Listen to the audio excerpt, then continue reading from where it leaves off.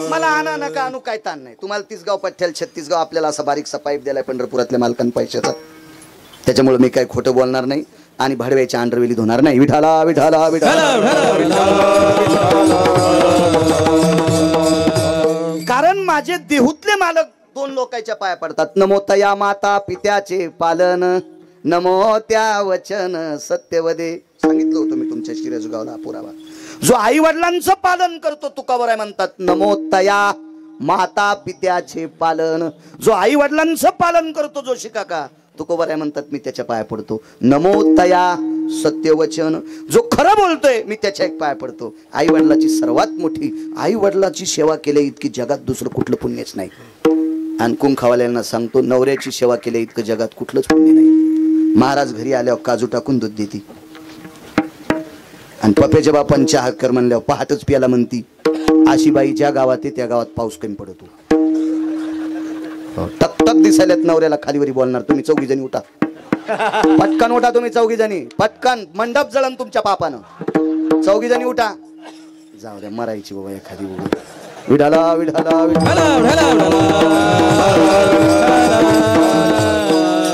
महाराज त्याला वाटले मेलेलं खरंच कळत का काचाटल्या होत्या त्या.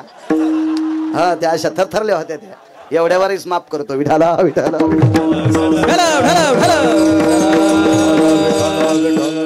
खरंच सांगू का तुम्हाला खरंच सांगू माझ्या पाचपोर बाबांच्या मुखारविंदातून ऐका.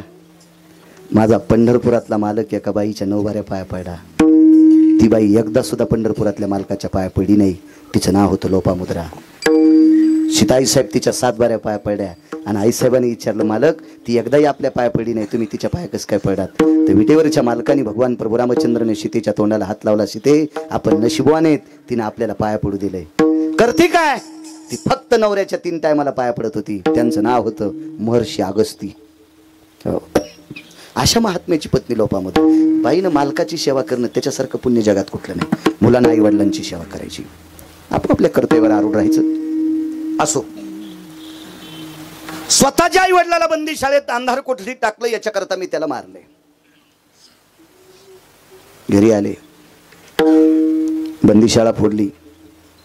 आईने विचारलं कोण आहेस तू. मी कृष्ण आहे. बाबांनी तुला नेऊन घातलं तू. मी तेच आहे.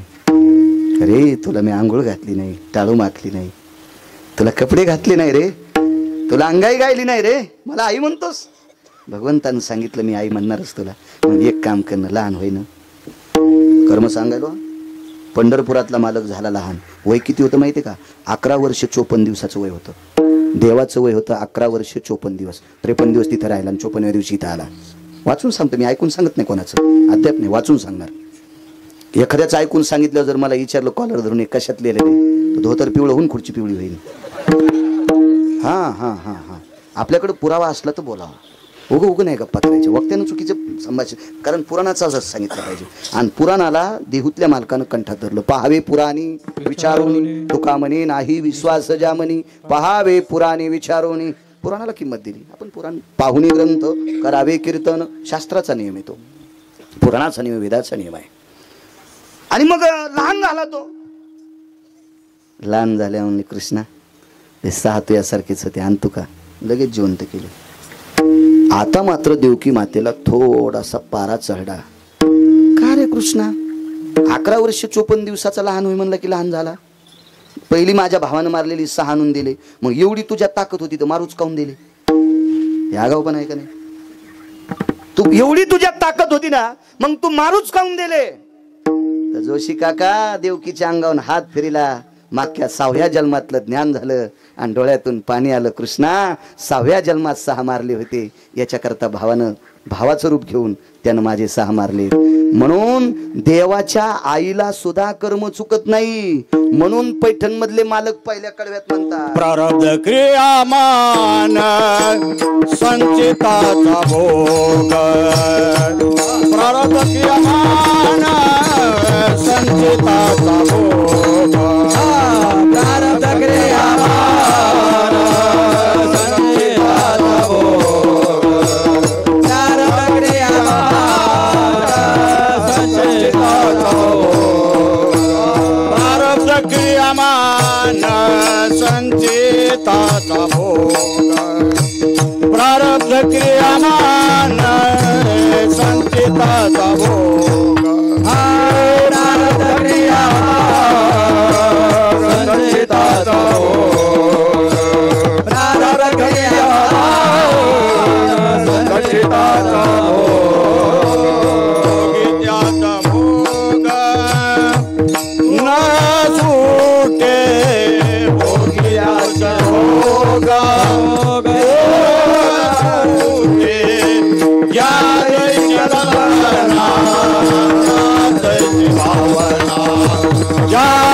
कल्पना त्याची भावना भोगियाची भोगा भोगियाची भोगा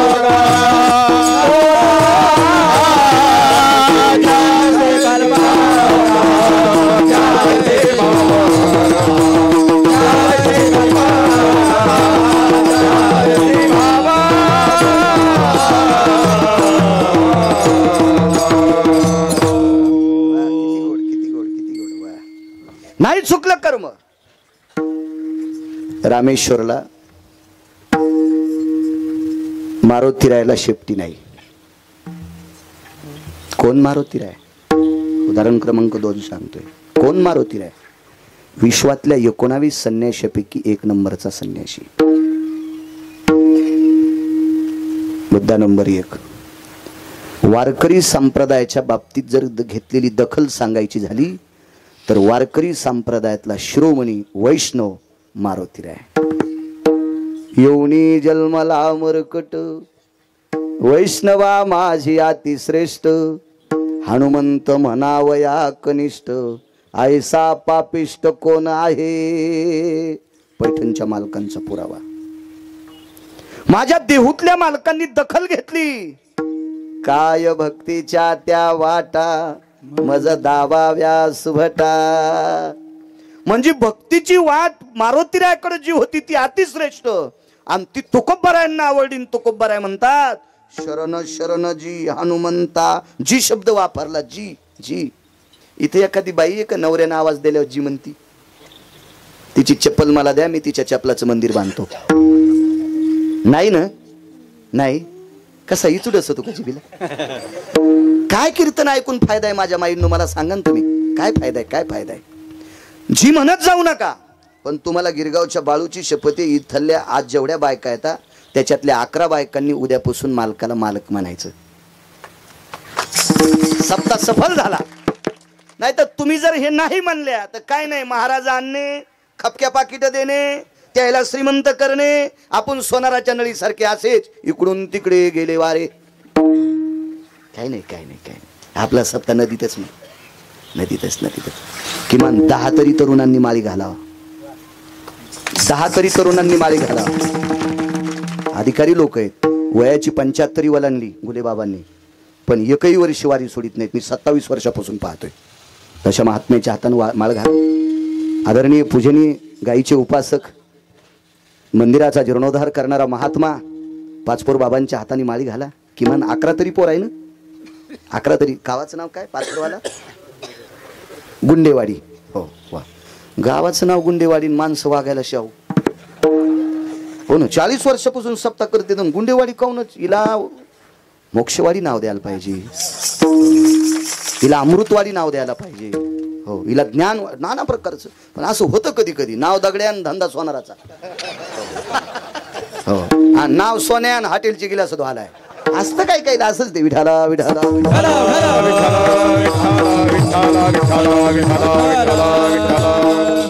असू द्या. तुमच्या नावात जरी गुंड शब्द असेल तरी तुम्ही परमार्थातले गुंड आहेत इतकं लक्षात ठेवा. विठाला विठाला विठाला विठाला विठाला विठाला विठाला. काय सांगू लागलो?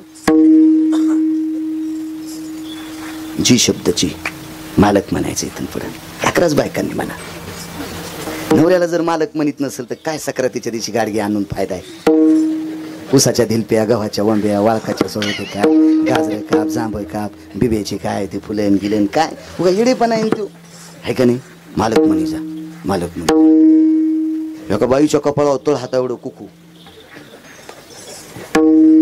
रामे काय रे? म्हणलं हो. म्हातारं मंदिराकडे गेले, नेहरीला ये म्हण. मी म्हणलं गुरख्याला बोलायली काय तू, आणि ते म्हातारं तू हिरोनी आहे का? आगावपणाचे नाही हो. हा काय फायदा एवढं मोठं कुखू लावून जर म्हाताऱ्याला म्हातारं म्हणत असेल तर. किती सत्य ऐक झाल्यावर तुम्ही सुधारताल. मालक म्हणीचा मालक ते काय वरून पडा का काय? बर त्याच्यावर नांगर घातल्यावर तुमची लय खसखस पिकती. हा तुम्हाला ह्या तळ्यात गावसाल्यात का?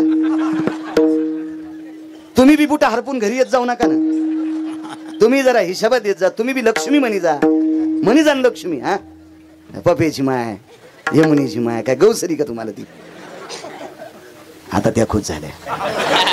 नाही एक पात्री बोललच नाही पाहिजे माणसानं. विठाला विठाला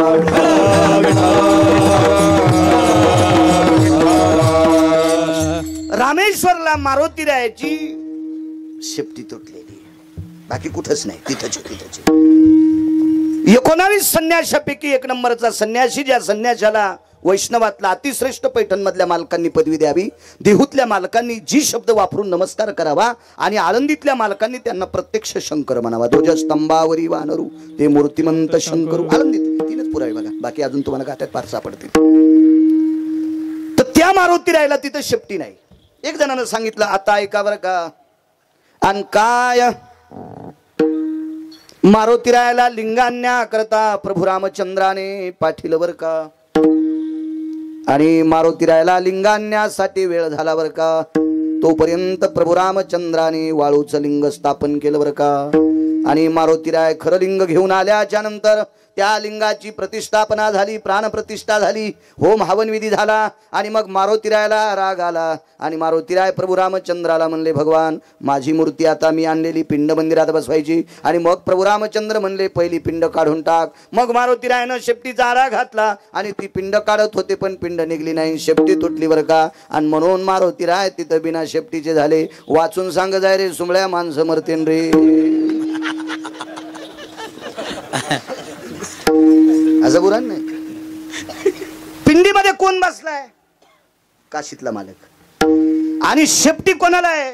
11वे रुद्र. कोण आहेत ते? काशीतले मालक. मग मला सांगा, मी माझं धोतर मी कसा फाडीन?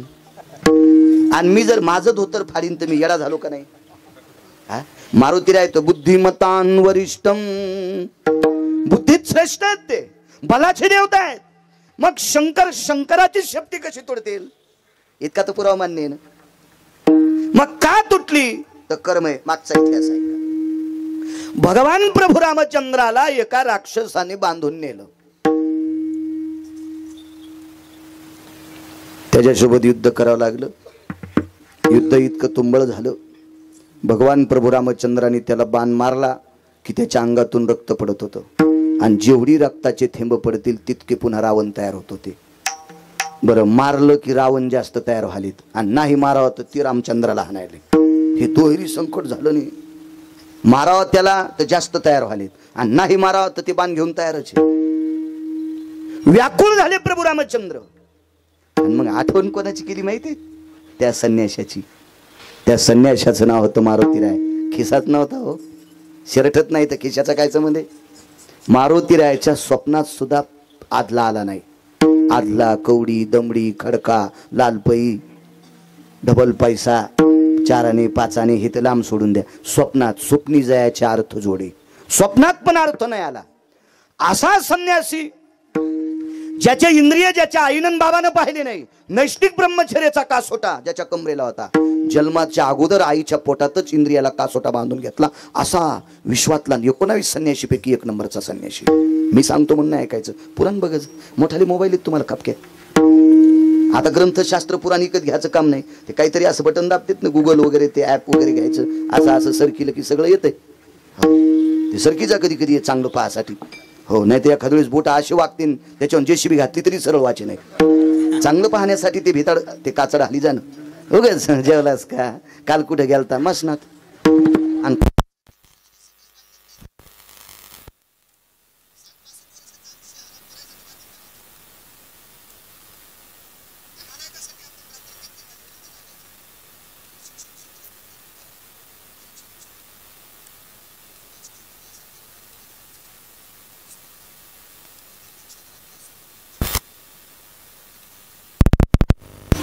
शेतकरी राजा असेल त्यानं शेतीचे तत्व पाहायचे आहे ना, त्याच्यात विश्व भरले. पण आपण नेमकं हेच घेतो. आपले दुकानं कुठे आहेत माहितीये का? ज्या गावात कोणाला दिसत नाही तिथे चष्म्याचं दुकान टाकलं, ज्या गावात एका माणसानं लग्न केलं नाही तिथे लुगड्याचं दुकान टाकलं. आणि ते कशा लुगडी विकत घेते, बायकात नाही द्यायला. आपला असं चुकीचा कारभार चाललाय. मग आपलं गणित बी चुकायलं, मग आपल्या हातात भोपळा पडायला. विठाला विठाला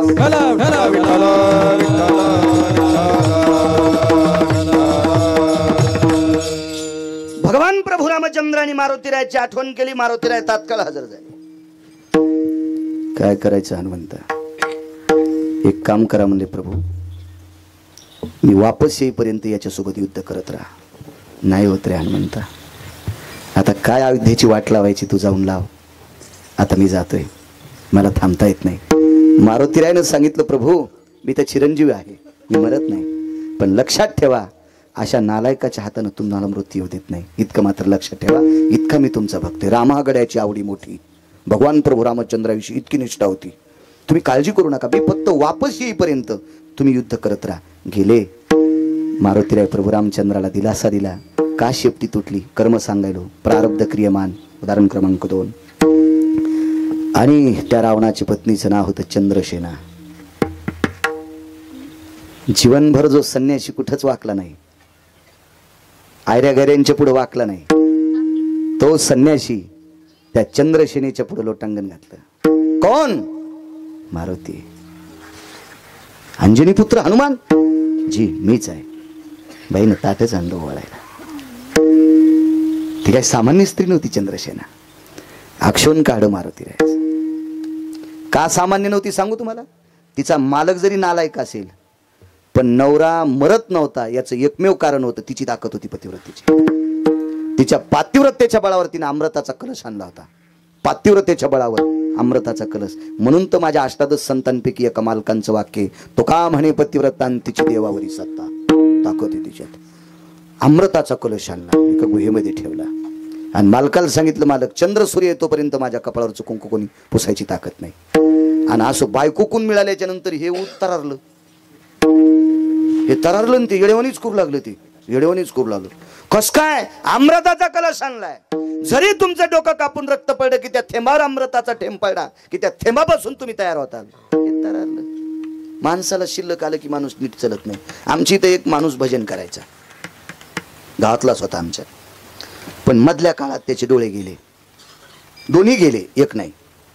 मग तरी पण ते भजन करीत होते. आदर होता, चांगला भक्ती होता. पण माझा एक मित्र मुंबईला शिकायला, त्याला 72,000 पगार. ती कधी मध्ये दिवाळीला याच. मला म्हणायचं, बाळू म्हणलं काय हे भजन करतात का? हो. मग हे मंदिरात कसे जातात? म्हणलं चलत जातात. कसं जातात मंदिरात? विमान थोडंच चलत जातात. कसे जातात? म्हणलं पायान जातात. नाही कुठून जातात? म्हणलं रस्त्याने जातात. कसे चलतात? म्हणलं कडीन चलतात. अंधारात म्हणलं हातात काठी असते. त्याला विचारू लागलं. शिकलेली माणसं काय त्याला कुठे हात घालावता येते काही इतकं कळत नसते. म्हणजे त्याचं एकमेव कारण असतं की त्यांना असं दाखवायचं असतं मी फारच अभ्यासू आहे. त्याच्यासारखी मी शिकावताल जुपिन ना. मी 7वी पास आहे, असू द्या ना. 7वी पास आहे. माझे 3,809 गाव आजच्यानं पूर्ण झालेत. त्या गावाला पहिल्यांदा आलो मी. 7वी पास आहे फक्त. ते किती गाव पाहिलं असेल ते. ते असं खालीवर गावाकडे आलं की मला good morning, good evening, good night असं इंग्रजीत बोलायचं. आणि मसुबाच्या डावाचं त्यानं मी पाणी वाण्यारावानी संगच पिलं. आम्ही एकाच रानातली ज्वारी गहू खाल्ले ना. पण मुंबईला गेलं की मला इंग्रजीत 2-4 शब्द बोलायचे. म्हणलं मी थोतर असं आणीन तू गावाकडे आल्यावर मराठीत बोलत जाय. हे जरा जरा शिकले, जरा शहरवाले की गावाकडे आल्यावर त्याला वाटलं गावातले लोक असे गबाळे शेतकरी. मायबापाला पण गबाळे. मायबापाला मुंबईला शिकायला गेलेल्या नोकरी लागलेल्या पोरानं गबाळ्या समजिल्यामुळं बाप घरी आला, ढसा ढसा अर्धा लिटर रोगर पेलन मेलं. 29 एकर जमीन कमील ती त्या हलकटासाठी त्यानं. आणि ऑफिस मध्ये गेल्यावर रुमाल बांधून गेलतो आणि नोकराला सांगितलं आमच्या गावाकडचा मुनी तितकंच पोट्ट काऊन म्हणलं म्हणून अर्धा लिटर रोगर पिलं पोरा बापानं. अर्धा लिटर. धोत्रावाल्याला गबाळी समजित येते जीनच्या पॅन्टीवाली. जराशा लाजा वाटावा. 72च्या दुष्काळात धोत्रावाल्यानं आपल्यासाठी मिलू खाल्ले, आंबाड्या खाल्ल्या, बरबड्या खाल्ले, भाजीची पिळे खाल्ले. 72च्या दुष्काळात. 72च्या दुष्काळात लुगड्यावाल्या आपल्या सासूईनं एका लुगड्यावर संसार केला. टिकल्यावाल्यानं जरसं भान ठेवा. तुमच्या सासू सासऱ्याने पिळे खाल्ले आंबाड्याचे. 72च्या दुष्काळात सासू सासऱ्याने जर जमिनी विकून गोव्याला गेले असते ना, त्या पुढच्या पिढीला नाशिकला इटा उचलायला जावं लागलं असतं. जो शिका या धोत्रावाल्याच्या लुगड्यावाल्याची आपल्यावर कृपा आहे. म्हणून जीनच्या पॅन्टीवाल्यानं जरा भान ठेवा. यांना म्हातारपणी व्यवस्थित सांभाळा, तरी मरताना आपल्याला आशीर्वाद चांगला देतील. नाही तर आपले पोर आपले झोपीत अंगुठे घेतील, झोपीत अंगुठे घेतील. हो, त्याच्यासाठी कीर्तन ऐकायचे, यायला सांभाळायचे म्हणून कीर्तन ऐकायचे. एक लक्षात ठेवा, वाड वडील श्रीमंती कमवत असतात, पण कमवलेली श्रीमंती मरताना जर आशीर्वाद ठेवून गेला तर ती पोराला पचत असती.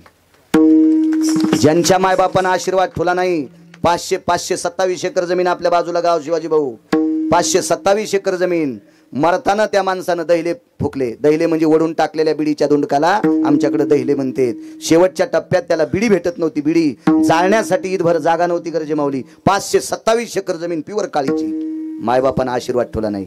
असं कोणाच्या जीवनात येऊ नये याच्याकरता आपल्या वाडवडिलांचा आशीर्वाद कमवा, त्यांची सेवा करा. याचंच नाव कीर्तन आहे. विठाला विठाला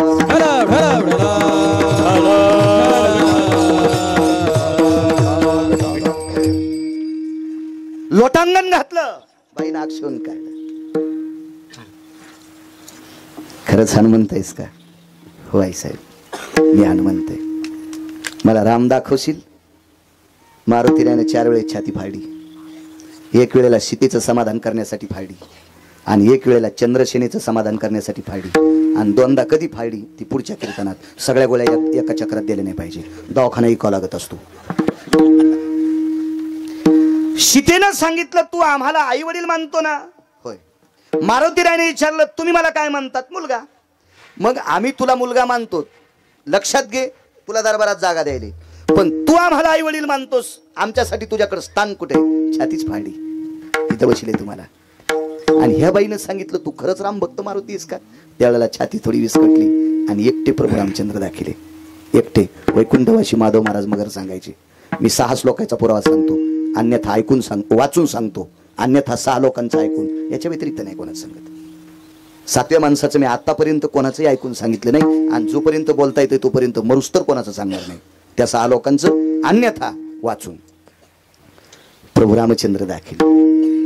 जोशी काका अजून बाई प्रसन्न झाली, आणि बाईनं सांगितलं मारुतीराय मला याची भेट करून देशील का? प्रारब्ध सांगायला, मला याची भेट करून देशील का? म्हणले बाई भेट करून देतो, पण तुझ्या मालकानं त्याला वाचू दिलं तर? माझे मालक कसे मारतील? युद्ध दोघायचंच चालू आहे. तुझे मालक एका रक्ताच्या थेंबापासून पुन्हा पुन्हा तयार होते. भेट करून देशील का? मारुतीरायने सांगितलं हो. आणि लक्षात कर हनुमंता, माझ्याकडे दिव्य असा 52 चंदनाचा पलंग आहे. तलकप, तलकप म्हणतात, तलकप म्हणजे पलंग, मंचक, तलपक. हो, हा शुद्ध शब्द तलकप. मग मंचक 2 नंबरचा, आणि त्याच्यानंतर पलंग, आणि त्याच्यानंतर येडगळ शब्द दिवाण. दिवाणाच्या अगोदरचा एक शब्द आहे मेच. आहेत ना जुने शब्द? हो. एकानं मराठीत MA केलं, आणि त्याला सांगितलं पलंगाचा शुद्ध शब्द काय? त्याला कानू बापा, तुला MA पदी ज्यानं दिली का त्याला नदीत आणायला पाहिजे. पलंगाचा ओरिजिनल शुद्ध शब्द जर ट्रिपल मराठीत MA केले त्याला सांगता येत नाही, तर यानं घेतलेली MA पदी ही खोटीचे नाही, खोटीचे नाही, ती करी आहे का काय? ती तलकप, मंचक, मेज, पलंग आणि दिवाण. दिवाण कशाला म्हणतात माहिती आहे का? त्याला इतकंच प्लायवूड असते. एका घरी आम्हाला चहा घ्यायला बोलले, मी गेलो. 7-8 जण माणसं होते. माझं 79 किलो वजन आहे, आणि माझ्यासोबत सगळे 90 वालांडलेले होते. आम्ही सगळे बसले होती. बाई चहा घेऊन आली. ती चहा घेऊन आल्या म्हणजे महाराज कुठे ज्ञानलं? बाई चहा खाली ठोई, आणि बाहेरच्या 2-4 माणसाला बोलव, हे दिवाण मोरडाय, आम्ही मधात गुतलो. आम्हाला ओढून काढ, नाही तर मग ओढून चहा टाक. हे इतकंच प्लायवूड ना ते लग्नात आलेलं काय ते दिवाण, त्याच्यावर बसणारे दिवाणेच. ममं तलकपे भय जायते पदाश्रितं भयो, अर्जितं सर्वानां रघुवंशाति जायते नाम, फलितं पुण्य कामानां धर्म संन्यासो जायते. तू संन्यासी आहेस रे, हा शास्त्रातला श्लोक. तू संन्यासी आहेस, माझ्या तलकपावर तो मालक यावा, मी तुझ्या पायाची साक्ष घेते, मी त्याला मरू देत नाही तुझ्या मालकाला. तुला रामागड्याची आवडी मोठी, रामप्रभूविषयी तुझी श्रद्धा आहे, मी नाही मरू देत, पण माझ्या पलंगावर आईसाहेब भाग देऊन टाकलं वचन. आणि बाईनं सांगितलं माझ्या मालकाच्या अंगातून पडलेल्या रक्ताच्या थेंबाचे पुन्हा मालक तयार होतात. हे बंद करण्यासाठी तू एकच काम कर, इथं गुहा आहे, आणि त्या गुहेमध्ये अमृताचा कलश भुंगे जातात. गेले मारुतीराय. शेपटी कसा दिवे दिवे साधी शेपटी असेल का? कुठं भरणार नाशी आली ना?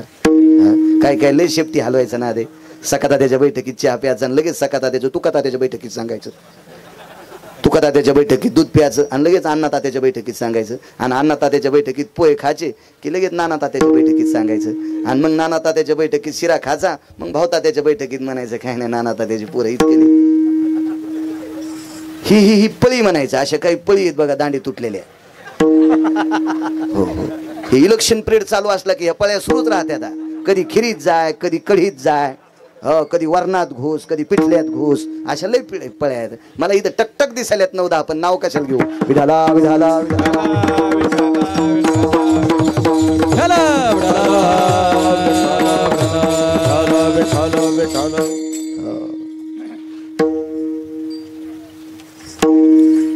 काय हरकत नाही म्हणले. येतो दर्शन.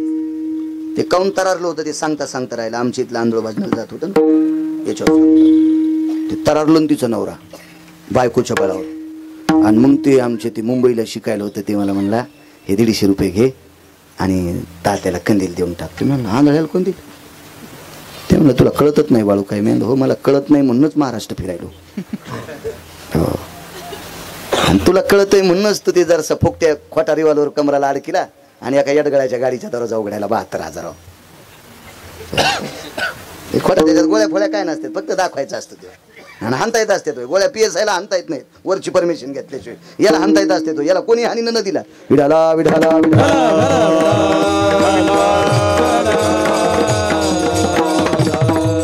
सहज बोलून जाते. ते म्हणलं तुला काय करायचं, हे कंदील घेऊन दे मेद्याला आणून. राखेलची कॅन पासली. म्हणलं ते मथारा आडमुट होतं ते म्हणलं सपाळ्या मला आंधळ्याला कंदील काय करायचा. मी म्हणलो ओ दादा मी नाही द्याला साहेब. हा मग त्यांचं डोकं भारीचे पाहते म्हातार. आणि तेव्हा मला 1418 अभंग पाठ होते आणि मग डोकं गुंगलेलं. आणि ते भारी, त्याला माळ नाही फाळ नाही काय नाही. आणि ते भारी ते असतंच चमकलेले माणसाचं. जरसा खेळ वाढानं चलत असतं ते. म्हणत असतात माणसं कोणाला चांगलं. मग त्यानं समजून सांगितलं. म्हातारं खुश झालं. म्हणलं दादा कसं काय, तुला माहित नाही बाळू. अरे अंधारात असू की उजेडात असू मला जग दिसत नाही, पण अंधारात लोक माझ्या अंगावर येतात दिसत नसल्यामुळं. माझ्या हातात कंदील असल्या लोक अंगावर येणार नाहीत. मी म्हणलं हो दादा तेच खरं आहे. पण जोरक म्हाताऱ्याला कंदील नव्हता तोरक म्हातारं रोडच्या कडीनं चलत होतं. आणि ज्या दिवशी कंदील हातात आला त्या दिवसून मला तुंचून लागलं. आमच्या इथला एक खपक्या माणूस त्याच्या अंगावर आदळला आणि म्हातारं नालीत. आणि त्यानं सावरलं. ते खपक्या होतं 113 किलो वजनाचं. त्यानं आपलं सावरलं चेंडू आणि पळडं बिन उठून बसलं. म्हातारं लागलं त्याला शिवाय द्यायला. अक्कल नाही, डोळे आहेत असे डोळे आहेत तरी मला नालीत पाळलं. कंदील माझ्या हातात होता. मी लगेच म्हणलं दादा कंदील मंदिरातच इजलेला होता. मग इजलेला कंदील घेऊन जर म्हातारं इतकं तरारतंय तर त्याच्या बायकोनं अमृताचा कलश आणला ते किती तरारत असेल याचा विचार करा तरी. त्याच्या बळावर जगाच्या मालकासोबत कुस्ती खेळत होतं ती बडवं. त्याला श्लोकात 2 शिव्या दिल्या इतक्या घाणेरड्या. त्या शिव्याचा एक अर्थ इतका घाणेरडा आहे कारण माझं वय कमी असल्यामुळे त्या श्लोकाच्या शिवेचा अर्थ यांच्या पुढे सांगू शकत नाही. मला फक्त वाचायचं ना रे. विठाला विठाला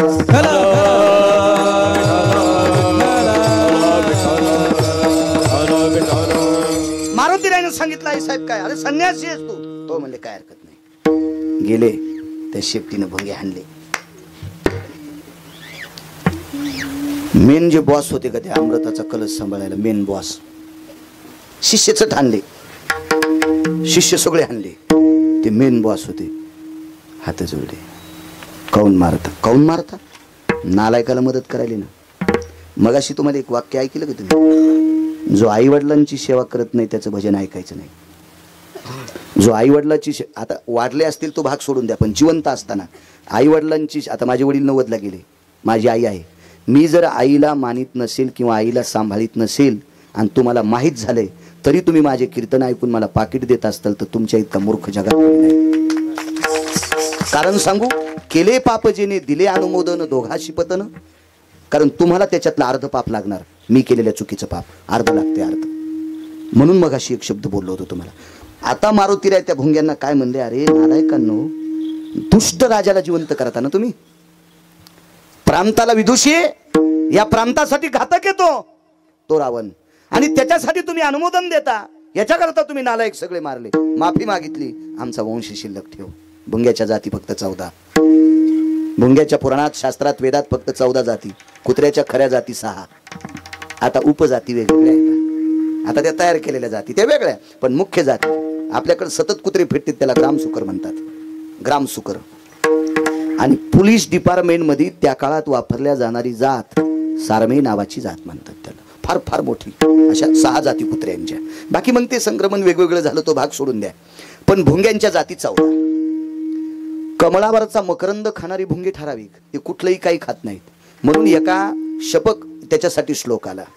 कालिदासांचे काही एक श्लोक होते. आम्हाला एक त्या भुंग्याची एक कविता होती. कोणी एक कवी चित्रपुतळा जेवावयासी बैसला, जेविता जेविता पात्रे चिनी भक्षिला. म्हणजे 14 भुंग्यापैकी मकरंद सेवन करणारा भुंगा कमळावर बसला, सूर्योदय झाला की कमळ उमलते आणि सूर्यास्त झाला की कमळ मिटते.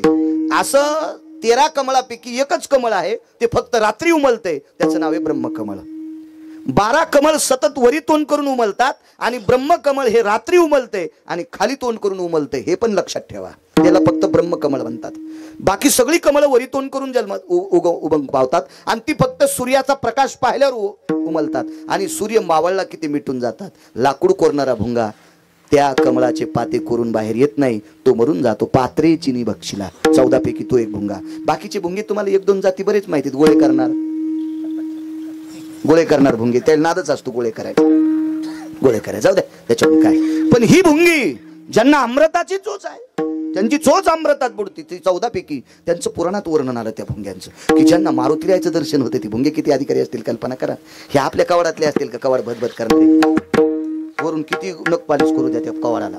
आणि अजून 7-8 वर्षाला अशी बुकी आणली की सगळं फाळ्या एकड सगळे एकड सारं फुफुटत निघतं त्या भुंग्यातून. काष्टम कोरित भुंगा भुस्कटम पडतम भोई, असा श्रेष्ठ कवी तर लंगड्या सखुबाईचा जावा. हे अशी ही संस्कृत बी सांगणार येत नाही काय अशी. पण माफी मागितली, एकच पर्याय. तुम्हाला जर वाचायचं असेल तर चंद्रशेनीच्या पलंगाला आतून टोकरा.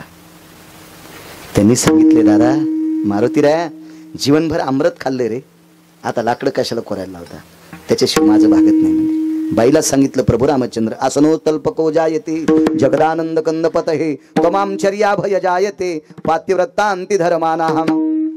विश्वाचा मालक आहे, जगदानंद कंद जगतपती आहे, तुझ्या आशयवर तलकपावर मी त्याला आणेन. पण एक लक्षात ठेव, अरिष्ट भयतति जाय सुधा परिभासायति जायन्ते, अरिष्ट सहनं जायन्ते ना क्षणयं जायं विभिष्यता, क्षणमं जायं विभिष्यता, क्षणयं जायं. मारुतीरायनं सांगितलं, आई साहेब या तलकपावर आणतो, पण पाती या पाती यति जायन्ते चक्षुर भययनि जायन्ते, क्षणयं पातिं भय जायन्ते, चक्षुर पातिर भय जायन्ते, चक्षुर पातिर भय जायन्ते. वरचं पापणं खालच्या पापणाला लागतंय, या वेळेला क्षण किंवा निमिष म्हणतात. जर अरिष्ट आलं, विघ्न आलं, काही अडथळा आला तर डोळ्याचं पापण लवेपर्यंत सुद्धा माझा मालक या पलंगावर थांबणार नाही. बाईनं सांगितलं, रे पतिव्रत आहे, अमृताचा कलश गरुडाला प्राप्त झाला नाही स्वीकारता आला, अमृताचा कलश बळीला प्राप्त झाला नाही स्वीकारता आला, अमृताचा कलश कद्रूला प्राप्त झाला गरुडाकडून नाही स्वीकारता आला. अरे अमृताचा कलश देवांना राक्षसांना प्राप्त झाला नाही पचिता आला, अमृताचा कलश देवांना प्राप्त झाला नाही पचिता आला, ते अमरपुरीत गेला. पण अमृताचा कलश पृथ्वीवर जितके देश आहे त्या सर्व देशात एकच बाई स्वीकारू शकते, तिला चंद्रसेना म्हणतात आणि ती मी आहे. आणि काय ताकद आहे इथं हिगणे येण्याची. ठीक आहे म्हणला साहेब, ठीक आहे काय हरकत नाही. सांगितलं भुंग्याला, बदामाच्या डब्याचं ढक्कन उघडं ठेवा आणि त्याच्यात एक गुळाचा खडा टाका. मुंग्याला मुळवाटी द्यायचं काम नाही. देखून या गुळ धाव खाली. बदामाच्या डब्यात मुंग्या गेल्या की शिरसगावकर मुंगी असं बारीकस छिद्र बदामाला पाडी, ती मधलं चट खाती आणि वरून ते पिवळं जाशाल तसं होती. द्वारकाबाईला वाटलं बदाम सगळेच हातात घेतल्यावर टरकल. इतक्या मुंग्या हुशार, इतक्या मुंग्या मुंगळ्यापेक्षा हुशारच असतात. बसताना पण कशा शिस्तीत बसले बघा ना. मुंगळे अशीच बसले, कोणीकडे एकाचं तोंड इकडं एकाचं तोंड तिकडं. त्याला वाटलं येडवाकडं सांगितलं की रुपरनं झटकीला मारली की गेली. मुंग्या कधी तुम्ही अजून बी बघा, मुंग्या रांग सोडित नाहीत. मुंगळे लगेच रांगा सोडित आहेत. मुंगळे लगेच बाजू वळीत आहेत. सकाळून याच्याकडे, दुपारून त्याच्याकडे, संध्याकाळी तिसऱ्याकडे, मतदान चौथ्यालाच. मुंगळ्याचा मिळत नसतो. मुंग्या कधी बी शिस्तीतच. जसा मधला गर खावा, खोबऱ्याचा जर तुकडा खाल्ला तर फक्त काळी पाट शिल्लक ठेवतात मुंग्या, फक्त काळी पाट. पूजेला आलेलं खोबरं चुकून काकीच्या हातानं बरणी उघडी राहा. इदन्नवादी सर्वहायनम श्रीफलाति जायते टर्कलम समर्पयामी. मधलं गरम मुंगीम भक्षितम पिपिलिकाम भक्षितम. ही संस्कृती एडी वाकडी बरं खरी नाही. हो मला तशी आता टीव्ही तर ऐकायला भेटते बघा कधी कधी रविवारी बातम्या यायच्या. एकदम प्रजन्य कालास्ति भयुम आभ्रम जायते इति सर्वहा इति वातावरणंच विदुषतः ठोकर ठोकर गारगुंडम पडंच. याला निब्बर काठीने हाणायला पाहिजे. विठाला विठाला विठाला.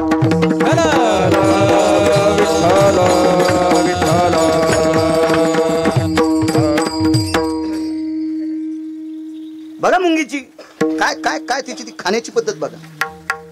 नुसतं टरकल धुणार ती मुंगी.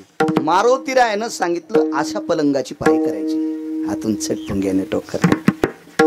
आम्रत जाणं बंद झालं तो रावण मृत्यू पावला. रावण 4 होते.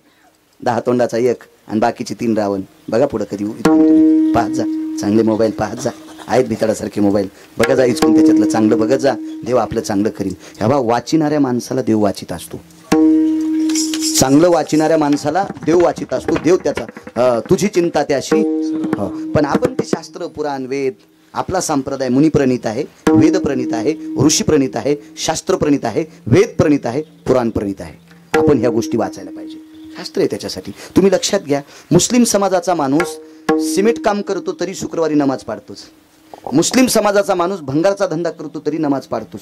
मुस्लिम समाजाचा सर्वोच्च श्रीमंत असला तरी नमाज पाडतो. त्यांच्या लग्नातली सुद्धा नियम मोडत नाही. त्यांच्या लग्नातली म्हणून ती समाजाचं संघटन आणि निष्ठा आहे. त्यांच्याकडे निष्ठा आहे. मी त्यांची स्तुती करतोय असा विषय नाही. त्यांचा चांगुलपणा त्यांच्यात आहे. आपल्याकडे धर्माच्या सभा घेतल्या जातात. धर्मावर काहीच वागल्या जात नाही. धर्मासाठी माईकवर बोलल्या जाते. धर्माचं अनुकरण केलं जात नाही. धर्म उंच जाण्यासाठी धर्माला खाली आणण्याची कामं कोणती कोणती ते कामं बंद करणं याचं नाव धर्म उंच नेणं. तुम्हाला एक सांगू का महाराणा प्रतापाची जयंती करत असताना माझे रयतेचे राजा छत्रपती शिवाजी महाराज यांची जयंती करत असताना त्याच मुलाला अधिकार आहे जो मायबापाच्या पाया पडतो. तो जो आई वडिलाच्या पाया कधीच पडत नाही त्या भडव्याने छत्रपतींचा बिल्ला खिशाला लावणं माझ्या रयतेच्या राजाला आवडणार नाही. आवडणार नाही. त्यांना आवडणार नाही. आवडणार नाही. आवडणार नाही. जो आईला मानत नाही. अहो मुसलमानाच्या बाईला छत्रपतीनं माय म्हणावं. अरे काळ्या रात्री चमकत होतं जिच्या रूपाचं ऊन अशी देखणी होती एका मुस्लिमाची सुन. अरे तिला पाहुनी आई म्हणाला. अरे तिला पाहुनी आई म्हणाला. राजा तो सिलवान आनंदाने नांदत होते हिंदू मुसलमान. आनंदाने नांदत होते हिंदू मुसलमान. तिला पाहुनी आई म्हणाला. सामान्य व्याख्या आहे. काळ्या रात्री जिचा अंगाचा प्रकाश पडत होता. काळ्या रात्री चमकत होतं जिच्या रूपाचं ऊन अशी देखणी होती एका मुस्लिमाची सुन. याच्यातला मतितार्थ पहा. तिला पाहुनी आई म्हणाला. अरे परस्त्रीला विरोधकाच्या स्त्रीला आई म्हणण्याची भूमिका ज्याच्या अंतःकरणात आहे त्याची जयंती करणाऱ्यांनी निदान 9 महिने पोटात जिनं सांभाळलंय. जिनं नाना प्रकारचा त्रास सहन करून याला जन्म दिलाय त्याला तरी आई म्हणाव. नसता झेंडा घेऊन नाच तू. ते झेंडा उलटा करून याला हाणायला पाहिजे. विठाला विठाला विठाला. धर्म उंच जाण्यासाठी धर्मातल्या त्रुटी करणे पाखंड खंडन हेची आम्हा करणे काम बीज वाढवावे नाम. हे करावं लागेल ना आपल्याला तर आपला धर्म. नुसत्या सभा घेतल्यानं आणि माईकवर बोंबल्यानं धर्म उंच जात नाही. तर धर्मातल्या ज्या त्रुटी येतात ह्या त्रुटी दुरुस्त करणं अत्यंत गरजेचं. त्यानं धर्म उंच जात असतो. शास्त्र एक लक्षात घेऊ का तुम्हाला. धर्माच्या गप्पा कोणी हाणायच्या. जो मायबापाची सेवा करतो. एक सिद्धांत जुन्या माणसाचा आहे. जो मायबापाचा होऊ शकत नाही तो जगात कोणाचाच होऊ शकत नाही. जो आई वडिलाचा होऊ शकत नाही तो जगात कोणाचाच होऊ शकत नाही. जो स्वतःच्या मायबापाला मानित नाही हरामखोर तो धर्म काय पाळणार आहे नालायक. विठाला विठाला.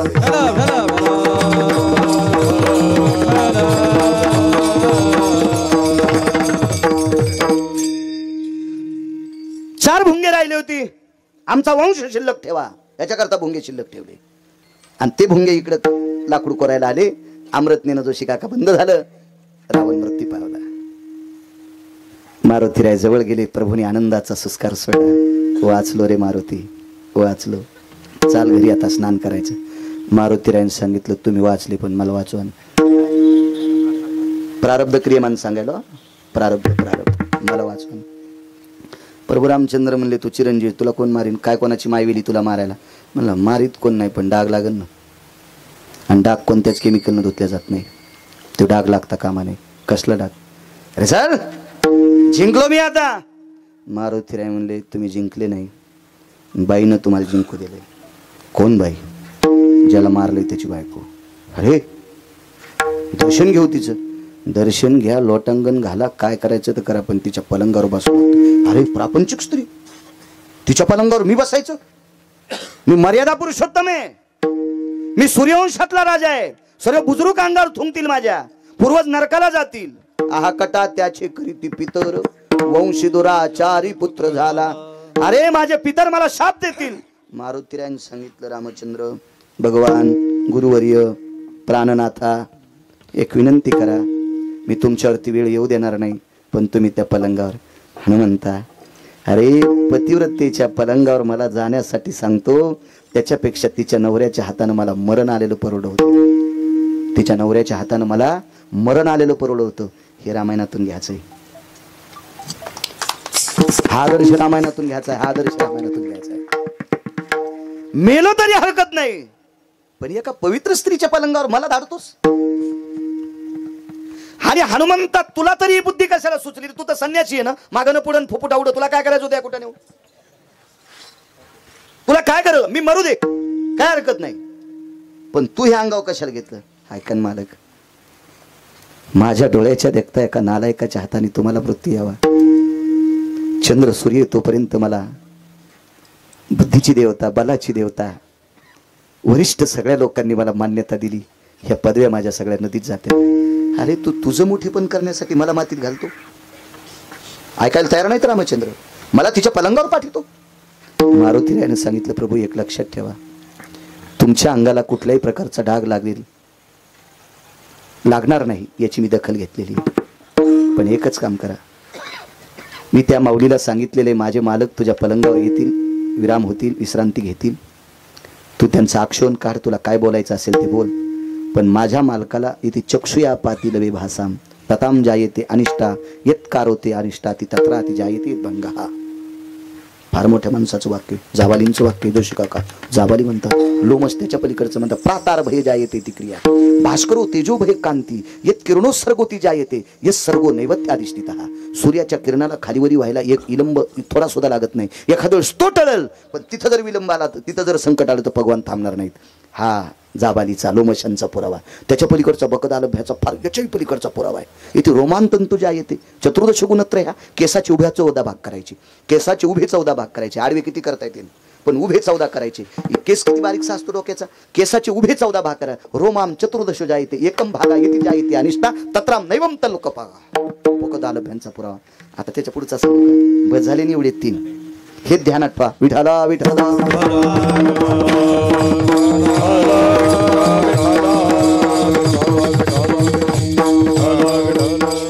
मालक, तुम्हाला तिथे इग्न आल्याच्या नंतर तुम्ही थांबायचं नाही. पण अरे हनुमंता तुझ्या लक्षात आहे का रे? अरे आमचा माथा त्याच ठिकाणी टेकतोय पतिव्रतेच्या पायावर. जिका भाग्याची आहे व तिचा पती तिचा देव, मानी भ्रताराची बोली धन्य जगी ती माऊली. तिचे होता दरुशन मिळे पोट भरी अन्न, तुका म्हणे पतिव्रता तिची देवावरी सत्ता. अरे झुकायची ताकद फक्त पतिव्रतेच्या पायावर आहे. आणि तिचा पलंग आम्ही पायानं मोडाव, काय या पायात ताकद आहे? मारुतीरायाने सांगितलं प्रभू एक काम करा, माझ्या शब्दावर विश्वास ठेवा. मी निष्ठावंत संन्यासी आहे आणि निष्ठावंत तुमचा भक्त आहे. माझ्यावर एवढी कृपा करा आणि मारा पलंगाला पाय. प्रभू रामचंद्र दारात आल्याबरोबर काय त्या बाईला आनंद. कर्म सांगायला पैठणमधल्या मालकांचा पुरावा पहिल्या कडव्यातला डबल सांगतोय. मालकाला पाहिल्याबरोबर काय बाईला आनंद वाटला.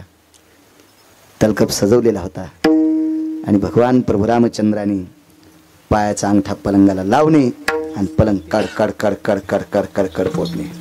सव्याग्र अपसव्याती भागाम दिशान त्यागे शिवयवा. पलंगाकडचं तोंड त्यागलं आणि विरुद्ध दिशेला तोंड केलं जोशी काका महाराज, आणि जगाचा मालक निघून गेला.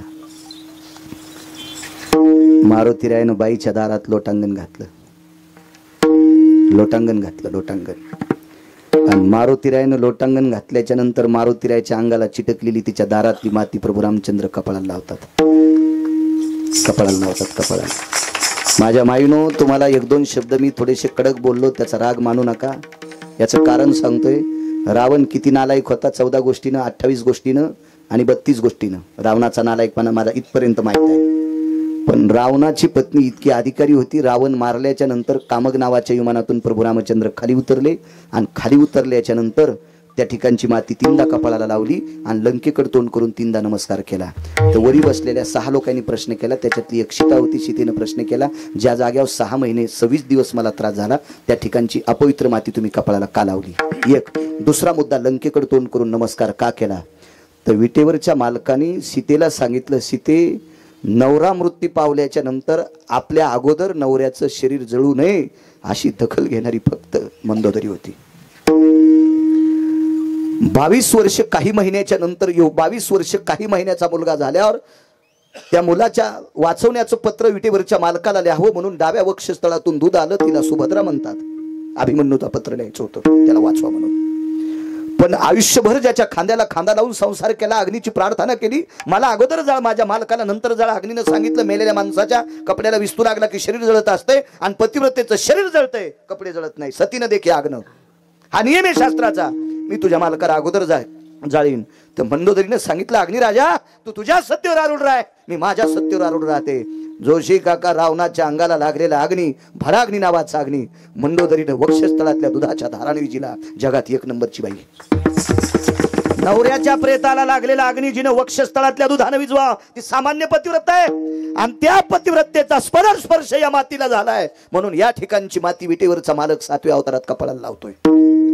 त्या पतिव्रतेचा वास त्या लंकेत होता म्हणून त्या भूमीला 3दा नमस्कार केला. मारुतीराय ज्या जागेवर लोळले त्या जागेवरची माती प्रभू रामचंद्राने कपाळाला का लावली? या पृथ्वीवर जितके देश आहेत, नवऱ्यासाठी अमृताचा कलश असणारी फक्त एकच चंद्रसेना होती. आणि अशी पवित्र पतिव्रता ज्या भूमीत आहे, जिचा पदस्पर्श या मातीला लागलाय, ती माती तुझ्या अंगाला आहे हनुमंता. म्हणून ती माती पंढरपुरातल्या मालकानं कपाळाला लावली. आश्चर्यचकित. आता ऐका मागचं गाणं. आता आपल्या अभंगाच्या कडव्यावर या. हो, कडव्यावर जर आपण नाही आलं तर लोक म्हणतील हे बोलत कडे पण भंगारच वापरते. असलं नाही झालं पाहिजे, नाही झालं पाहिजे. काय शाप झाला शिरसगाव? मारुतीरायची शेपटी धरली तिनं. कुठं निघाला रे? कुठं निघाला? कुठं निघाला तो? कुठं निघाला? म्हणलं आई साहेब मा काय चुकलंय? माझं काय चुकलंय? तुम्ही म्हणले पलंगावर आणा, मी आणलं. पण मी तुम्हाला सांगितलं होतं संकट येता कामा नये. मारुतीरायची शेपटी धरली. सांग, तुझ्या आतापर्यंत केलेल्या नाम साधनेची शपथ आहे. भुंगे कोणी मारले? बोलती बंद झाली. एका भुंग्याचं पंख, मेलेल्या भुंग्याचं पंख शेपटीत अडकलेलं होतं. मृतायति जायते नम कीटकानाम यति पिच्छानायाम पुच्छाग्रो यो. पिच्छ म्हणजे पंख, पुच्छाग्र म्हणजे शेपटी, आग्र म्हणजे शेवटचा भाग. मेलेल्या भुंग्याचं पंख मारुतीरायच्या शेपटीत सापडलं. ती पतिव्रता आहे, तिची दृष्टी फार टोकाची आहे. का रे हनुमंता, कोण भुंगे मारले? मीच मारले. मग लक्षात ठेव, तुझ्या मालकाचा मर्यादा पुरुषोत्तम हा भाग संपू नये याच्याकरता तुला आनंद होता. लक्षात ठेव, तुझं ज्याच्यावर प्रेम आहे त्याला मी पलंगावर आणण्यासाठी इतकी आतुर होते. मी कपाळाचं कुंकू पुसलं. माझा काय दोष रे? काय दोष आहे? लक्षात ठेव, एवढी बलशाली शेपटी पण एक दिवशी तुला राहणार नाही. एक दिवशी तुला राहणार नाही. म्हणून रामेश्वरात बिना शेपटीचे मारुतीराय. आणि इकडचा भाग थोडासा ऐका. पंढरपुरातल्या मालकाला सांगितलं, प्रभू. मालकाने माग नाही पाहिलं, तिकडे बघूनच सांगितलं, माय आई साहेब पुढच्या अवतारात तुम्हाला धर्मपत्नी म्हणून स्वीकारीन. पण त्या बाईनं सांगितलं, आताचा आनंद मातीत घातलास. काय कर्म चुकलं? ज्या अंगठ्यानं माझा पलंग मोडलास त्याच अंगठ्याला जरा नावाचा पारधी बाण मारीन. द्वापार युगात त्याच अंगठ्याला जरा नावाचा पारधी बाण मारीन. आणि भिल्ले इंधिले शारंगधर आणि तुझा शेवट त्या. क्या बात आहे. वाढवायचं का? मागच्याला कोणाला शुगर काय काय नाही. गरजे मावली, आपण लोकांच्या गावातला सरपंच नाही झालं पाहिजे. जोशी काका वाढवा म्हणे, माळ घालून कुठं बोलाय पावर ऐकायला. गीतेचं अध्ययन करतात ते. चला 10 मिनिटं सरकतो. जोशी काका 5 पतिवृत्तीच्या यादीत गांधारीचा नंबर आहे. अण्णा गांधारीचा नंबर आहे. गांधारी किती अधिकारी सांगतो तुम्हाला. ठराविक लोकांच्या मसन वाट्यात पंढरपुरातला मालक मसन वाट्यात ठराविक व्यक्तींच्या पाया पडला. मला वाचण्याचं नाद आहे, मी त्याचे पुरावे देईन. महर्षी सांदीपनींच्या पुत्राचा अंत्यविधी करत असताना एकदा मेलेला उठून आणला, मृतपुत्र जीवविला, समुद्रात बुडून वारला होता. पण नंतर कालांतरानं महर्षी सांदीपनींच्या अगोदर पुत्र मरण पावला, तर त्याच्या अंत्यविधीला महर्षी सांदीपनींच्या पत्नीनं 12 वर्ष पंढरपुरातल्या मालकाला भाकरी घातल्या होत्या, कारण सांदीपनींच्या आश्रमावर शिकायला होते. तर तिनं सांगितलं, कृष्ण एकदा उठून आणलंच पुन्हा चालतंय का, माफ करा म्हणले. आणि त्याचा अंत्यविधी करत असताना त्या बाईच्या पाया पडला पंढरपुरातला मालक द्वारकाधीश कृष्ण परमात्मा. आणि 100 कौरव मृत्यू पावले. ज्या वेळेला दुर्योधनाची राख सावडायला गांधारी मशानभूमीत जाते, त्यावेळेला तिनं डोळ्यातल्या अश्रूंनी राख ओली केली आणि त्या राखेचा गोळा तयार केला आणि राखेचा पुतळा तयार केला आणि उजव्या हातात पुतळा घेतला आणि कृष्णाला सांगितलं, कन्हैया लक्षात ठेवा, आतापर्यंत माझ्या 100 पोराने काय केलं असेल तर करू दे बाळा, पण एक लक्षात घ्या, आता या राखेचा दुर्योधन जिवंत कर, जीवनभर धर्माच्या डोक्यावर छत्री धरील, जीवनभर धर्माच्या डोक्यावर छत्री धरील.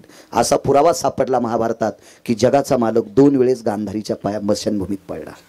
त्याचा एक गुडघा दुर्योधनाच्या राखेत होता, जिथं दुर्योधन पेटील आहे का, एक गुडघा दुर्योधनाच्या राखेत होता, दुसरा गुडघा दुसऱ्या भूमीत होता आणि माथा राखेनं लथपथलेल्या गांधारीच्या पायावर होता. कोणाच्या पाया पडायला रिकाम आहे का, इतकी गांधारी अधिकारी, एवढी गांधारी अधिकारी.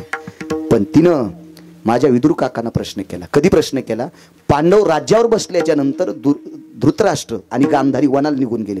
तसं पांडवांची इच्छा नव्हती आपल्या काकांनी काकीनं जावं, पण लाज वाटत होती त्यांना, आपण इतका त्रास दिला, आता इथं राज्य कसं भोगायचं. शेवटचा पुरावा झाला महाराज, एवढाच ऐकू, एवढा ऐकू. म्हणून वनात गेले. तर वनात भेटायला एकटा दुर्योधन, आपलं विदुर काका गेले, राजकारणातला 2 नंबरचा डॉन भेटायला गेले. तर एरवी वनामध्ये जंगलात असताना एखादा वाघ जायचा, तर बाजूला बसलेल्या धृतराष्ट्राने आपल्या पत्नीच्या मांडीला हात लावायचा. काय पावर होती.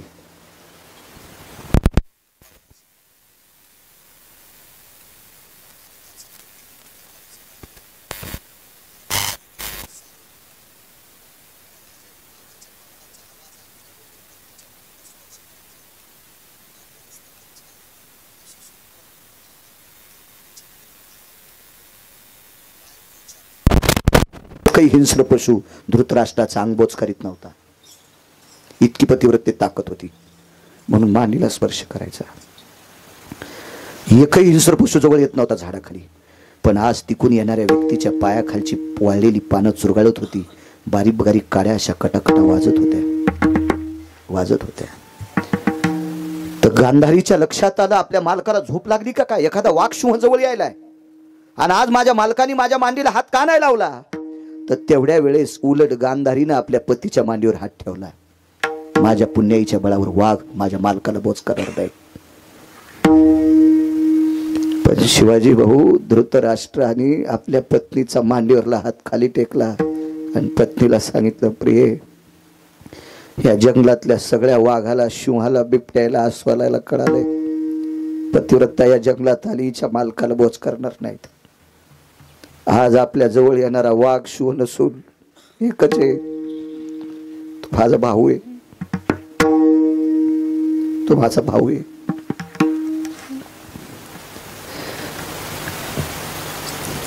धृतराष्ट्राने फुटक्या डोळ्याने हात पुढे केलेला आवाज दिला, इदुरा आलास, ये रे राजा, ये इदुरा ये.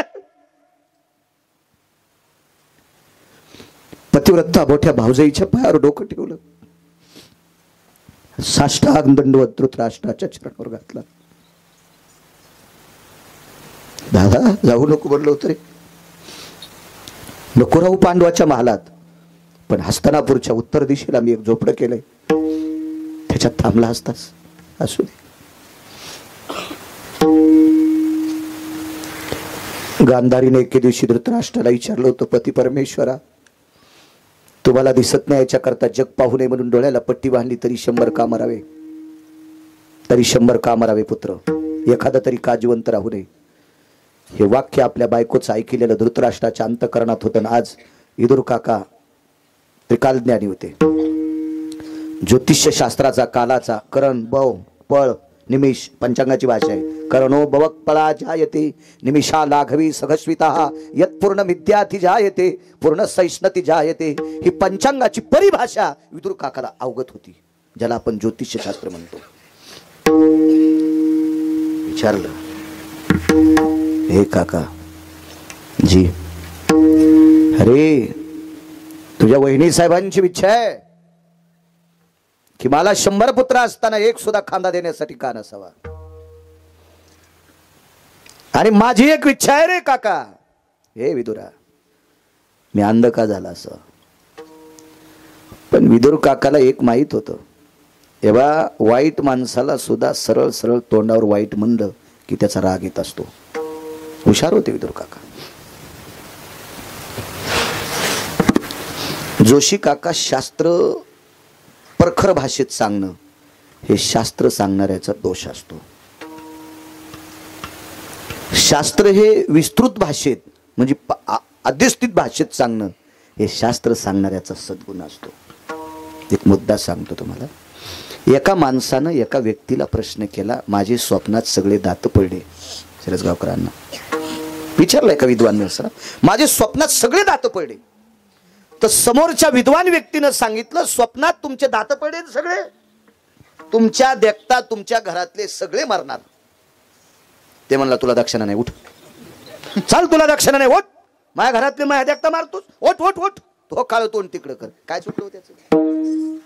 त्यानं मला विचारलं, आदरणीय हरिभक्तीपरायण बाळू महाराज गिरगावकर, परवाला मला स्वप्न पडलं, याचा दोष काय?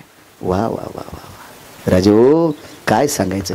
यथा कालाती चक्रो भया जायते पुनित पिंडा. तुम्ही एवढे पुण्यवान आहात की घरातल्या सगळ्या लोकांपेक्षा तुम्हाला आयुष्य जास्त आहे. वायर ढिले आहेत का तुमचे? पहिल्यानं काय सांगितलं होतं? तुमच्या देखता घरातली तुमच्या सगळी माणसं तुमच्या आधी मरणार. आणि मी काय सांगितलं? तुम्ही इतके नशीबवान आहात की घरातल्या सगळ्या लोकांपेक्षा तुम्हाला जास्त आयुष्य आहे. अर्थ काय दोन्हीचा? फक्त चोमळून हाणलं. आणि पहिल्यानं सरळ निबर टाचाच्या बुटानं हाणलं. मी बुटानंच हाणलं, पण आधी लोणी लावलं मग हाणलं. शास्त्र असं सांगत जावं.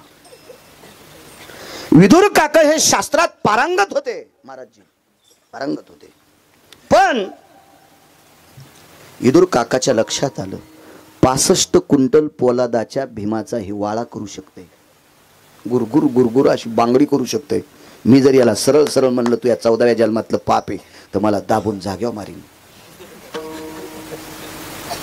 म्हणून विदुर काकानं दोघांच्या अंगावरून हात फिरिला. गांधारीला काय कळालं असेल ते पुन्हा कधी एखाद्या कीर्तनात बघू. पण धृतराष्ट्राला काय कळालं? मागच्या 14व्या जन्मात राजपुत्र होता. राजपुत्र होता. कर्म चुकत नाही. मी वारकरी संप्रदायात एकच पाप केलं, फक्त पाकिट घेतो. ते बी घोड्यावर बसल्यामुळे घेतो. घोड्यावर जर बसलो नसतं तर काय करायचं? मागणं पुढून पुपटा उडा आहे का नाही? घोड्यावर बसल्यावर ह्या गोष्टी लागतात. कारण घोड्यावर एकट्याला घोड्यावर बसलं की सगळं कोणीतरी येतच. कळालं ना घोड्यावर बसलेलं?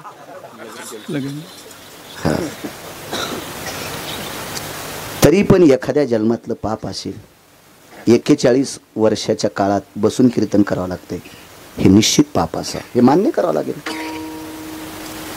4 फेब्रुवारी 2019ला गाडी आदळली, मनक्याला मार लागला. चालतो मी, सोहळ्यात चालतो. भाऊंना विचारा, वारी नाही सोडित मी. मी पत्रिका बघितल्याबरोबर आमच्या हरिभक्तीपरायण काय नाव लक्षात येईल? पंडित महाराज, कैलास महाराज पंडित. मला पत्रिकेवर अशी दमदार कीर्तनं दिसली. तुम्हाला म्हणलं ते सरपंच होते की त्यांना सुद्धा म्हणलं अशी दमदार कीर्तनं पाहिजे, जे वाऱ्या करतेत, जे ज्ञानोबाराय तुकोबारायच्या माझ्या नाथबाबांच्या वाऱ्या करतेत, अशा लोकांची कीर्तन ऐक जा. तुम्हाला पुण्य लागेल, ते तुमचं भलं करेन. काय करता? एक जण म्हणला, महाराज असं कीर्तन झकास करा. म्हणलं त्या बायकोची साडी नेसून नाचतो.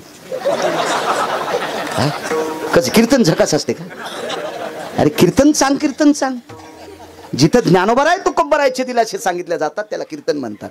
आणि तुला बाकीचं ऐकायला लिमिटेड स्टेज येत ना, ऐक ना, तिकडे जाय ना, घे ना फाशी, पाय ना ते 400 एकर फुकल्या काय काय ना काय काय स्टेज पाहिल्या.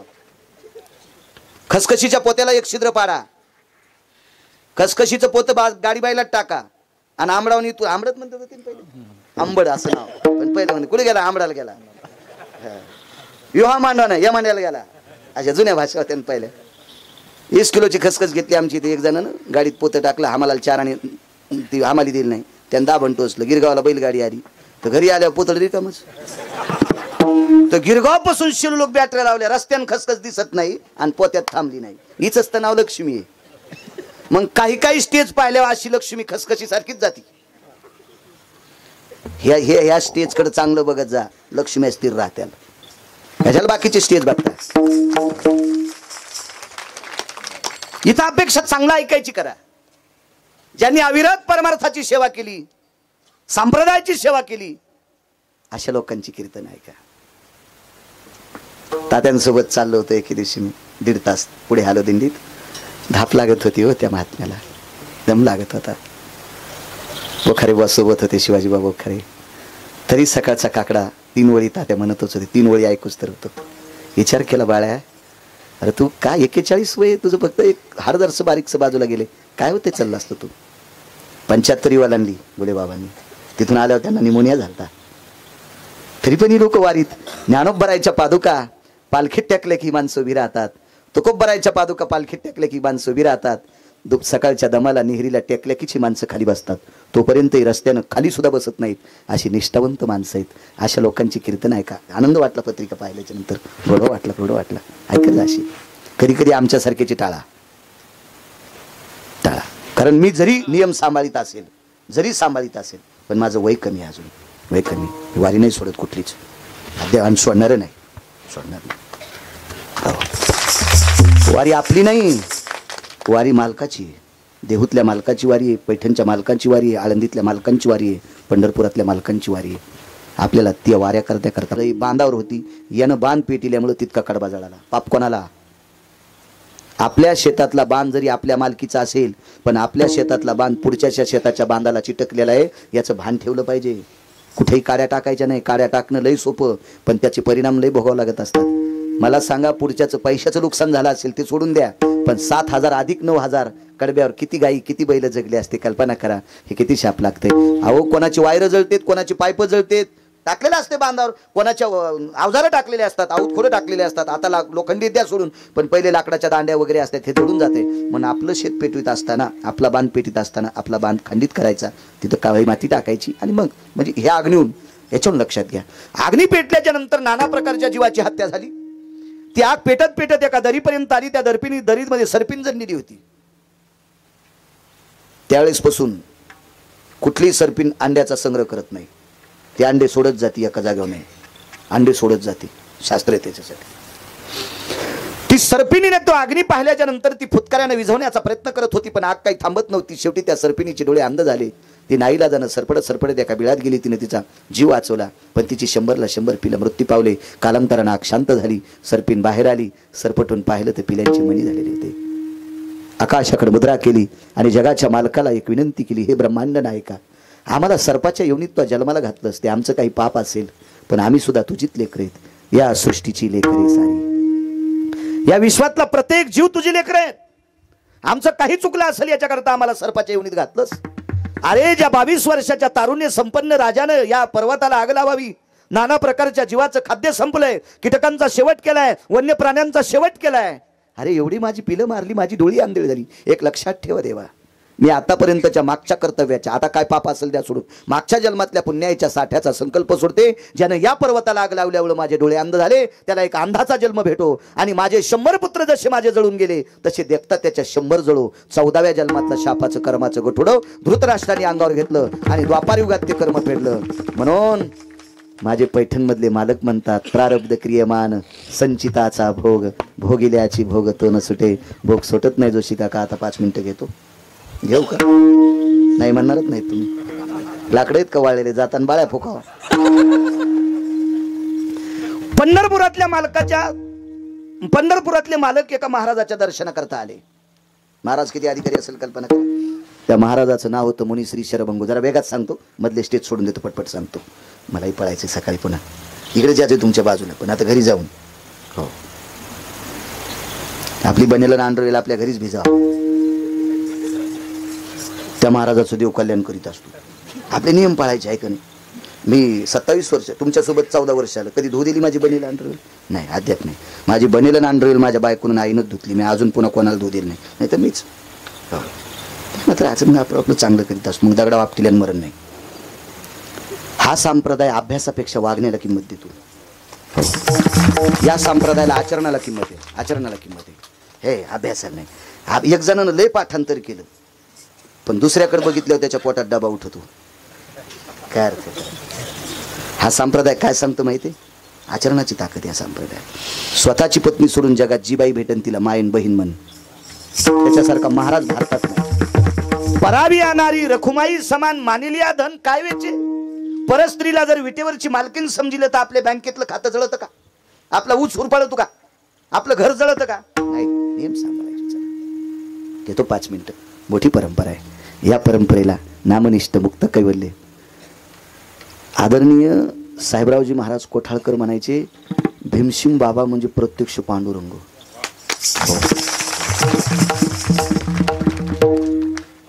कारण भीमसिंग बाबाचं गायन ऐकल्याच्या नंतर लताबाईनं मान वाकिली ती. भारतरत्न लताबाई. अभंग गायला होता भीमसिंग बाबानं. तुळशीच्या वनी जनी उकलती वेणी 13 रागात अभंग गायला होता. लताबाईंनी सांगितलं याच्यातले 3 राग आम्हाला येत नाहीत. काय वाणी असेल होती. आणि त्या महान योगी राजाच्या पदस्पर्शाने सद्गुरु महंत भीमसिंग बाबाच्या पदस्पर्शाने पुनीत असलेली भूमी. इथं बाळ्यानं 10-5 मिनिटं दिले तर काय याचं मीटर जळतं का बाळ्याचं? बोलाव ना बोला. येरी तर गाडीत बोंबलत जाणारच घरा पोचतो का पाणीत. त्याच्यापेक्षा इथं बोलणं. येतोय 5 मिनिटं. चला. मला कधी कधी या वयस्कर माणसाचं वाटतं कोणाला लघवी असती शुगर असती ते बघावं लागतं ना. काय काय गोष्टी समय जाणं नियम आहे त्याला. या बाई एका बाईची इथं 9 क्विंटल सोनं होतं. मंगळसूत्र किती वजनाचं घालावं? 2 छटाकाचं. भोगीच्या दिवशी तिनं 9 किलोचं मंगळसूत्र घातलं. सक्रातीच्या दिवशी पहाटच मेली. वजनच मेली ती. वजन आता 8.5 ते 10.5 आहे ना मध्ये. आमच्या आधी हे उभे राहिलेले असतात ना. हो. पण मग बी दुखत. मी खायला गेल्या थोडाचे मसड गिसड थोडाचे मी मग बी दुखते ना. हा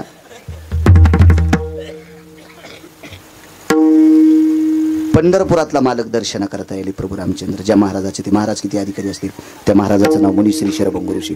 शरभंगू ऋषीच्या दर्शन करता येत असताना प्रभू रामचंद्र महाराजांनी शिष्याला सांगितलं अरे देव दर्शनाला आले आश्रम सजवा आणि अंगावरची त्वचा काढली. खट त्वचा काढली.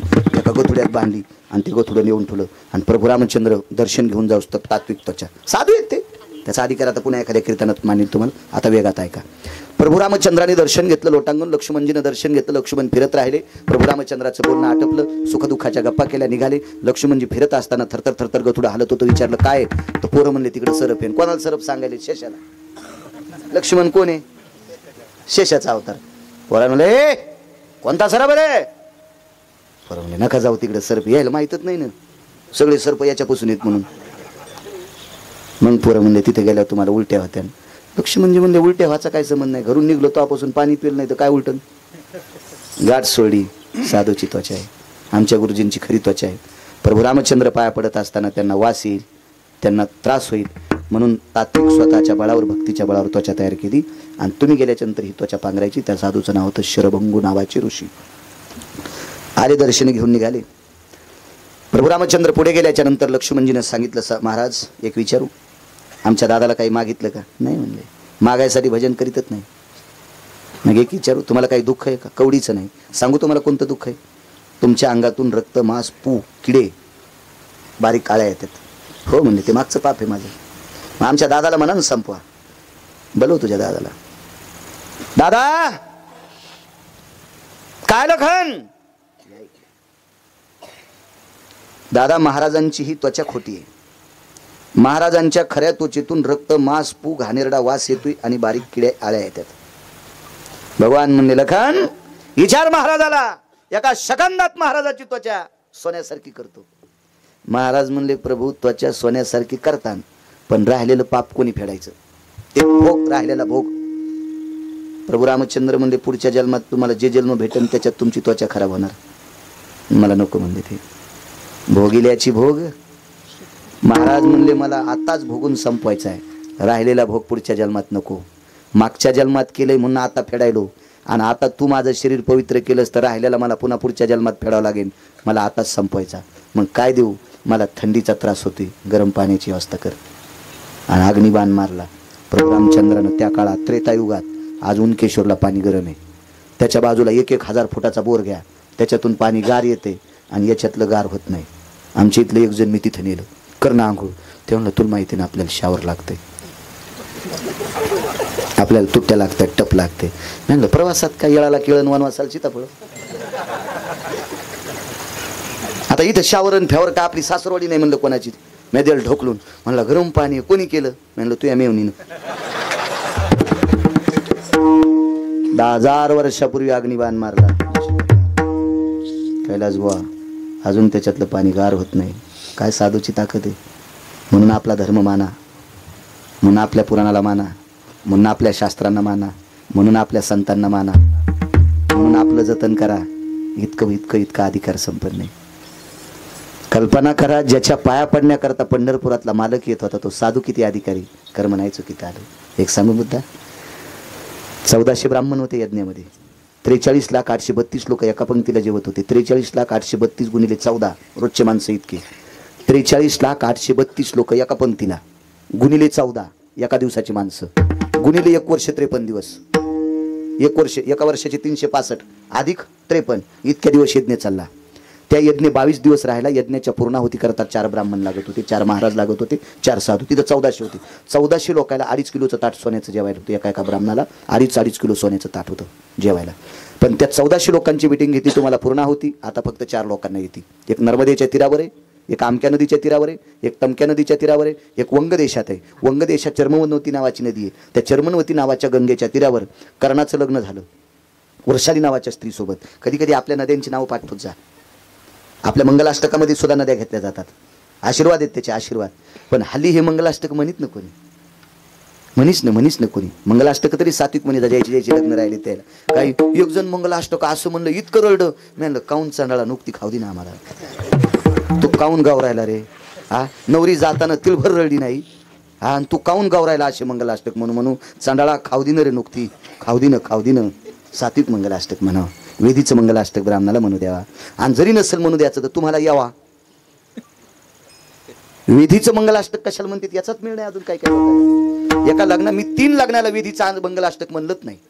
अरे अरे अरे म्हणलं किती चुकी. आता सावधान समयो साधा समीपी असे, अजून एक वेदीचं मंगलाष्टक. शास्त्र आहे त्याच्यासाठी. शास्त्र म्हणेल ते सांडावे, ते राज्य ही तृण मानावे. आपला धर्म त्यानं उंच जात असतो. पैशाचा जोर झाला, पैशाचा कर झाला म्हणून कुठेही उधळायची नसते. नाही, त्यानं धर्मावर कलंक येत असतो, धर्माला ग्लानी येत असते. त्याच्यामुळं अशा चुका नाही करायच्या कुठं पण असो. मग त्या व्यक्तीला आणण्यासाठी देवाचं पत्र गेलं, यज्ञात टाकलं. अर्जुन गेला, चला धर्म गेला, चल नेक.